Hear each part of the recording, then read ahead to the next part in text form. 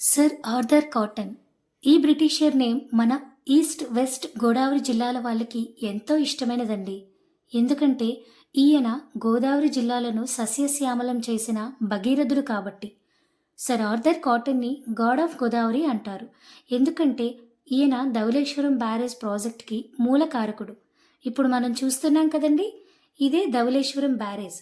ఈ ప్రాజెక్ట్తో గోదావరి జిల్లాలు చాలా లాభపడ్డాయి.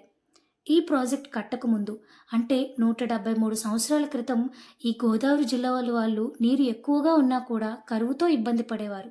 కానీ ఈ ప్రాజెక్ట్ వచ్చాక ఈ చుట్టుపక్కల జిల్లాల వాళ్ళు పంటలను చాలా బాగా పండించగలిగేవారు.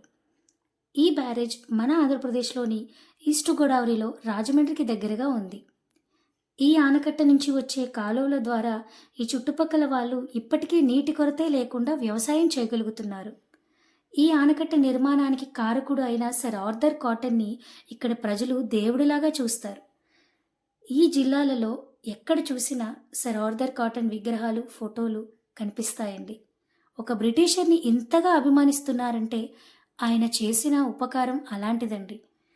ఈ రోజున ఈ గోదావరి జిల్లాలు పచ్చగా ఉన్నాయి అంటే అది కాటన్ పుణ్యమేనండి.